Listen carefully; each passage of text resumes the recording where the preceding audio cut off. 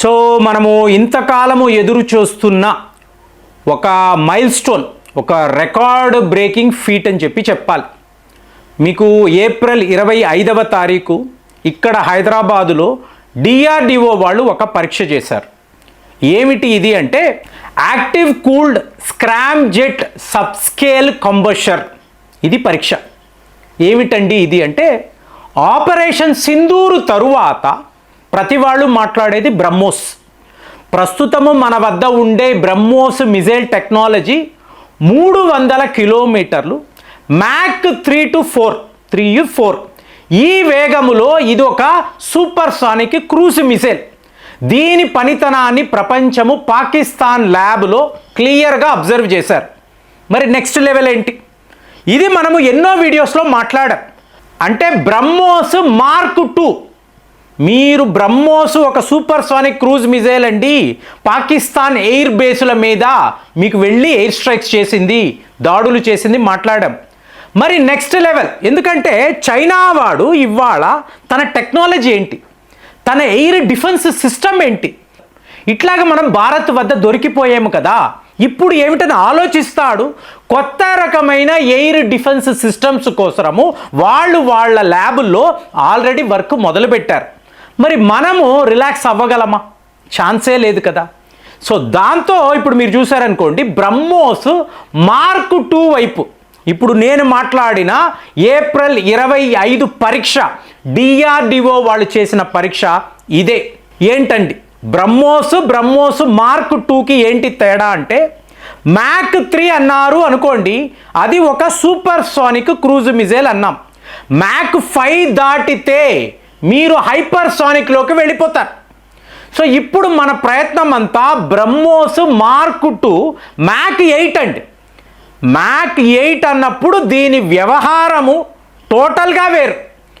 అసలు దీని వేగము ముందు, దీని పనితనము ముందు ప్రపంచములో రష్యా వాళ్ళ వద్ద ఉండే మిసైల్ టెక్నాలజీ తప్ప. అంటే దీన్ని ఎలా చెప్తున్నారు అంటే మామూలుగా ఒక బ్రహ్మోస్ అన్నప్పుడు రామ్ జెట్ ఇంజిన్ని వాడతారు, రామజట్టు. మరి ఇప్పుడు హైపర్ సానిక్ మిసైల్ అన్నారు అనుకోండి, స్క్రామ్ జెట్ ఇంజిన్ని వాడాలి. ఇంతకు ముందు మనం వాడలేదా అంటే వాడలేదు. ఎందుకు అంటే మిసైల్ టెక్నాలజీ కంట్రోల్ రీజియమ్ అని చెప్పి ఒక వ్యవస్థ ఉందండి, అందులో మనం ఎప్పుడు చేరలేదు. దాంతో బ్రహ్మోస్ అంటే 300 కిలోమీటర్స్ మ్యాక్ 3-4 అంతే, అక్కడతో ఆగిపోయాం. ఇవాళ మనము ఈ గ్రూపులో కీలక మెంబర్ కాబట్టి మనము 300 కిలోమీటర్స్ దాటవచ్చు. అలాగే మన మ్యాక్స్ స్పీడ్ ఏకంగా 8 దాకా తీసుకువెళ్ళొచ్చు. మరి దీనికి కావలసిన ఈ స్క్రామ్ జెట్ ఇంజిన్ ఉంది చూసారా, మనము రష్యా వాళ్ళ జిక్రాన్ మిసైల్ ఉంది చూసారా, మ్యాక్ 9 స్పీడ్లో ప్రయాణించగలిగే ఒక హైపర్ సానిక్ మిసైల్. రష్యా వాళ్ళు ఈ మిసైల్ను యుక్రెయిన్పై వాడారు. సో ఇప్పుడు మిషనోస్త్రేనియా అనబడే సంస్థ, అంటే బ్రహ్మోస్ టెక్నాలజీని మనకు ఇచ్చిన కంపెనీ. సో వీళ్ళ ఆఫర్ ఏమిటంటే ఇదే జిక్రాన్ మిజైల్లో వాడిన ఈ స్క్రామ్ జెట్ ఇంజిన్ని మీకు ఇస్తున్నాం, ఈ టెక్నాలజీని ఇస్తున్నాం. డిఆర్డిఓ వాళ్ళు వీటి మీద పరీక్షలు చేసి మీరు బ్రహ్మోస్ మార్క్ 2 హైపర్ సానిక్ మిజైల్స్ను తీసుకురండి. చూడండి, భారత్ రష్యా మధ్య స్నేహము, దీనిని మీరు ఎలా అంచనా వేయగలరండి? మీకు మొన్న వ్లాదిమిర్ పుతిన్ గారు మాట్లాడుతున్నారు, S-400 యొక్క పనితనము, దీనిని చూసి అంటే ఆ శాటిలైట్ ఇమేజెస్ చూసి నేను పూర్తిగా సాటిస్ఫై అయ్యాను. అంటే భారత్ నన్ను నమ్మింది. 2020లో చైనాతో స్టాండ్ ఆఫ్ అన్నప్పుడు రాజ్నాథ్ సింగ్ గారు నా దగ్గరికి వచ్చారు, మాకు S-400 ఇవ్వండి అని అన్నారు. ఇంతకు ముందు నుంచే మేము ఆ ప్రిపరేషన్లో ఉన్నాం. ఇమీడియట్గా భారత్కు పంపించాం. ఇవాళ 5 ఏళ్లకు మీరు S-400 వాడారు. మీరు ఏమనుకున్నారో పర్ఫెక్ట్గా ఇది ఎగ్జిక్యూట్ చేసింది. I am happy. అంటే ఇక్కడ పాకిస్తానా, అమెరికానా, చైనానా ఆయన మాట్లాడడం లేదు. నేను భారత్కి ఇచ్చాను, భారత్ వాళ్ళు తమ శత్రువులపై వాడారు.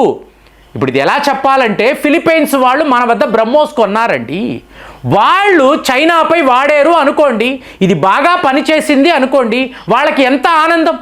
భారత్ వద్ద కొన్నాము, కస్టమర్ సాటిస్ఫాక్షన్. ఇదే పరి అర్మీనియా వాళ్ళు అజర్బైజాన్పై వాడారు, మీకు ఆకాశ్ మిజైల్ సిస్టమ్ అనండి, మీకు బ్రహ్మోస్ అనండి, ఇవి వాడినప్పుడు మీకు అజర్బైజాన్ వాడు ఓడిపోయాడు అనుకోండి, ఆ ఆనందం ఏ లెవెల్లో ఉంటుంది? కాబట్టి ఇవాళ భారత్ ఏం ఆలోచిస్తుంది? రష్యా వాళ్ళ రోల్, వాళ్ళది క్రిటికల్ రోల్. మన వద్ద ఉండే ఆయుధాలలో రష్యా వాళ్ళ కాంట్రిబ్యూషన్ అనేది చాలా చాలా పెద్దది. అందులో మీకు నంబర్ 1 పొజిషన్ అన్నారు అనుకోండి, బ్రహ్మోస్దే కదా. S-400 ప్రతి ఒక్క సందర్భంలో మీరు వాడరు, కానీ బ్రహ్మోస్ అన్నప్పుడు మీ సుఖాయ్ విమానాల్లో అంతా కూడా మీరు దీన్ని డిప్లాయ్ చేసి ఉంచారు.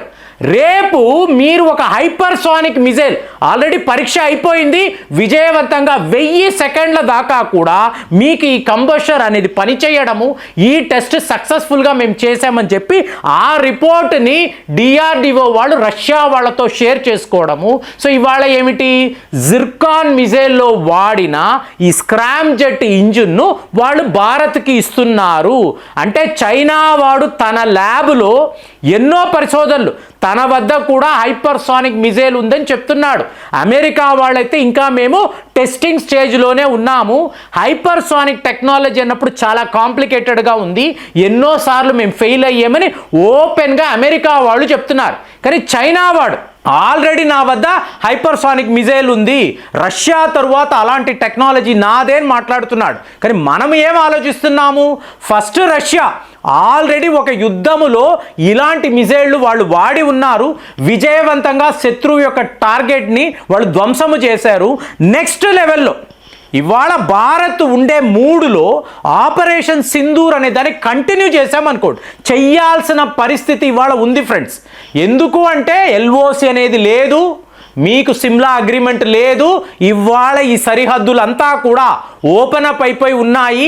మనము తలుచుకుంటే పోయిన వీడియోలో కూడా మాట్లాడాము, ఒక మిలిటరీ యాక్షన్ తీసుకొని నేరుగా మనం పాకిస్తాన్లోకి వెళ్ళి, అంటే పాకిస్తాన్ ఆక్రమిత కాశ్మీర్లోకి వెళ్ళి ఏ ప్రాంతము లీగల్గా మనకి చెందుతుందో మనము వాటి మీద పూర్తి స్థాయిలో దాడులు చేసి స్వాధీనము చేసుకోవచ్చు.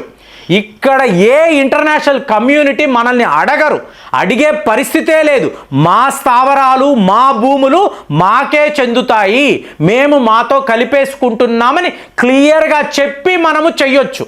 అప్పుడు అనుకోండి 1972లో సిమ్లా అగ్రిమెంట్ LOC అన్నారు కాబట్టి ఆగేం. ఇవాళ యునైటెడ్ నేషన్స్ ఐక్యరాజ్య సమితి ఈ అధికారులను కూడా మీరందరూ వెళ్ళిపోండి, ఇక్కడ ఉండకండి, ఇవాళ మేము మా ప్రాంతాలను పొందే పరిస్థితిలో ఉన్నాము, మీరు వచ్చి అడ్డుపుల్ల వేయకండి, ఇలాంటి హర్డిల్స్ క్రియేట్ చేయకండి. క్లియర్గా మనం చెప్తున్నాం. ఇలాంటి సిచ్యువేషన్లో మీరు బ్రహ్మోస్ హైపర్సానిక్ మిజైల్స్ను సిద్ధము చేశారు అనుకోండి, మ్యాక్ 8 స్పీడ్లో ఇది శత్రువుల మీదకి వెళుతున్నప్పుడు ఏ ఒక రేడార్ కూడా దీన్ని పసిగట్టలేదు. మీకు టార్గెట్ సెట్ చేసేసి మీరు ప్రశాంతంగా కూర్చున్నారు అనుకోండి, నేరుగా వెళ్ళి ఎన్ని అడ్డంకులు వచ్చినా కూడా మీరు మీ బ్రహ్మోస్ని ఆపలేరు, మీ శత్రువు ఆపలేడు, టార్గెట్ని వెళ్ళి కొడుతుంది. అలాంటి ఒక ప్రమాదకరమైన అస్త్రముగా బ్రహ్మోస్ మార్క్ 2 హైపర్సానిక్ మిజైల్ మారినప్పుడు మీకు వ్యవహారం అంతా మారిపోతుంది. రష్యా వాళ్ళ వద్ద ఒక జిర్కాన్ ఉంది, భారత్ వద్ద ఒక బ్రహ్మోస్ హైపర్సానిక్ మిజైల్ ఉందని ప్రపంచము మాట్లాడుకుంటుంది. అలాంటప్పుడు మీకున్న పవర్ ఏంటి, మీకున్న స్ట్రెంగ్త్ ఏంటి, దీనిని పెట్టుకొని ఇవాళ POKని మీరు పొందే అవకాశాలు 100% ఉంటాయి. 4 రోజుల పాటు మీరు చేసిన దాడులు ప్రపంచంలో ఏ ఒక దేశము భారత్ను ప్రశ్నించిందా? ఈ స్పీడ్లో మనము దూసుకుపోతూ ఉంటే DRDO డైరెక్టర్ చెప్తున్నారు, ఇవాళ మనం ఏ ఒక మిజైల్ అయినా కూడా 2 ఏళ్లలో సిద్ధము చేయగలమండి, ఆ కెపాసిటీని పొంది ఉన్నామని ఆయన అన్నప్పుడు నిజంగానే బ్రహ్మోస్ హైపర్సానిక్ యొక్క ఆ యాక్షన్ని మనం అందరము చూడాలని అనిపిస్తుంది. అలాంటి ఒక సిచ్యువేషన్ ఇవాళ ప్రపంచంలో ఉందా? పాకిస్తాన్ వాడు అలాంటి ఒక అవకాశాన్ని మనకు ఇస్తాడా? ఇది ఇవాళ యుద్ధ నిపుణులు మాట్లాడుతున్నారు. మరి బ్రహ్మోస్ హైపర్సానిక్ మిజైల్ గురించి మీరు ఏంటి, అసలు మీ ఆలోచనలు ఎలా ఉన్నాయి? కామెంట్స్లో రాయండి. మళ్ళీ వచ్చే వీడియోలో కలుద్దాం. జై హింద్.